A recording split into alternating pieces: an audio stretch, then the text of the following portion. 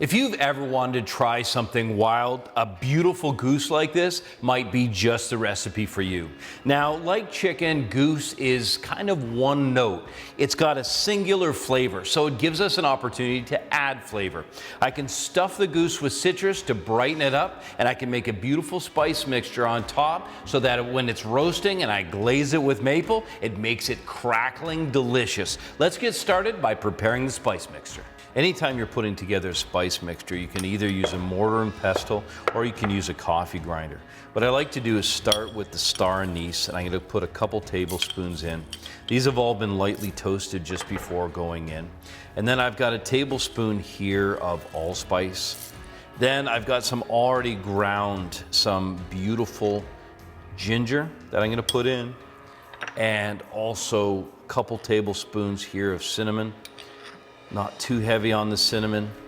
And then I've got about a teaspoon of cloves going in. You got to take it easy on the cloves. It's pretty pungent. Lastly, we're going to put some black peppercorns in. All of that comes together, and then start bringing it together into a fine powder. If you've got a coffee grinder, it'll only take a minute.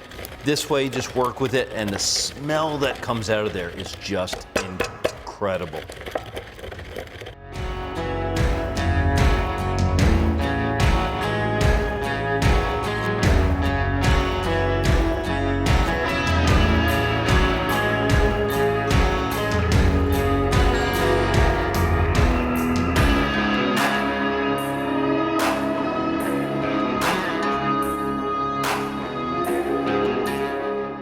The smell of these spices are incredible. Now, there's something you need to know. If you store spices whole, they'll last a whole lot longer. And if you light them up just by toasting them on the stove with no oil at all, it activates all the oils. And when you bring a mix together like this, it is going to be as potent as it can possibly be. Now, with wild goose, one of the things that you may have to do if there's any feathers, and this goes for any waterfowl or any birds, period, is you can use a torch and just remove any of the feathers that are remaining.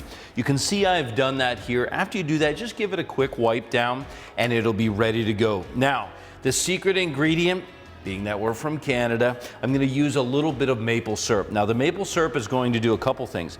As I begin to pour it over top and baste it, it's going to give me a sticky layer for all those spices to adhere to. The other thing that it'll do is that as I roast the goose, I'll continue to glaze it with maple syrup so that that outside skin is crispy and delicious. That skin is one of the coveted things about goose.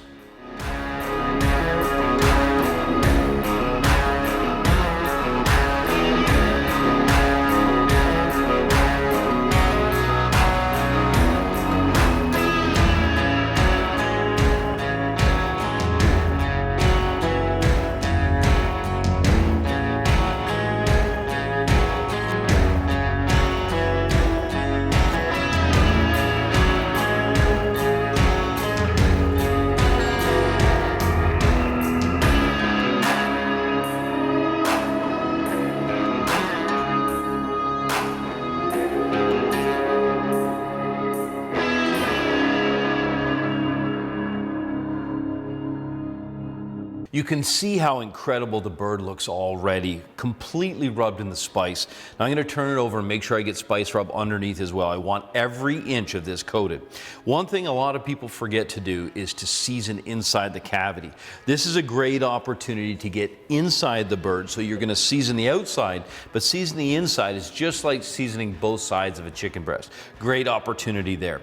The next thing I'm going to do is I'm going to take I've got some fresh rosemary and parsley, and I've got these beautiful oranges. I'm going to get those stuffed inside. So what happens is as the bird roasts, these heat up and they begin to give this incredible aroma that permeates the flesh and the skin. This is an important step.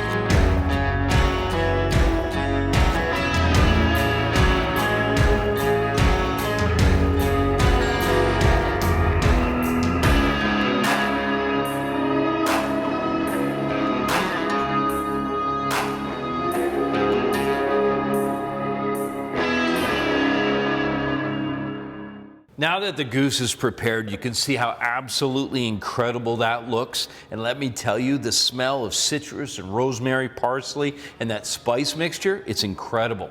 But there's the fat from a goose. Now, why would you ever waste that beautiful fat? So I've got potatoes. I've got red and white. I'm leaving skin on. Those are going to go under the goose, and while it roasts, that beautiful fat is going to drip onto these beautiful potatoes. I'm going to throw some onions and garlic in there. I'm going to make a complete meal all in one roasting pan. Now it's important, I've got the oven at 475 degrees, so it's ripping hot. I have to start it hot because I want that skin to crisp. So after about 20 minutes, I'll bring it down to 350, but you got to make sure to get that goose started hot.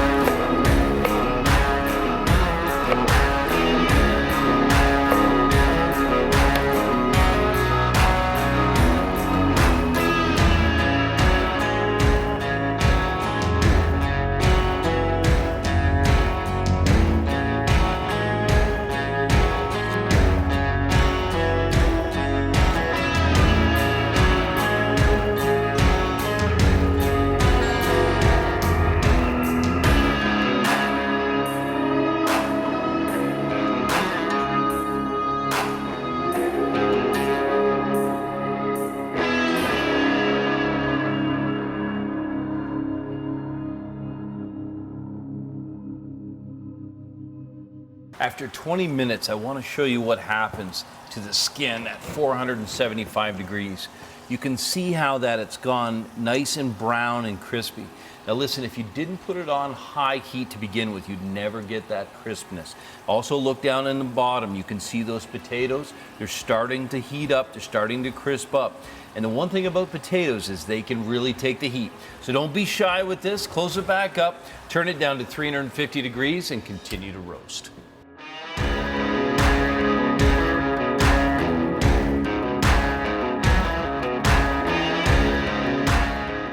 It's important to make sure that the internal temperature of the goose reaches 165 degrees. You can do that using an internal read probe thermometer. Now insert it in the thickest part of the leg, not touching the bone. That'll let you know that it's ready. But don't slice into it right away, even though it looks so good. Give it a chance to rest. And while it's resting, pull out the potatoes, toss them in a little bit of that beautiful fat. Check the seasoning. You might want to hit them with a little bit of salt and then get ready to serve. Slice it thin, serve it maybe with some Brussels sprouts and the potatoes. Any way you slice it, this roast goose is incredible.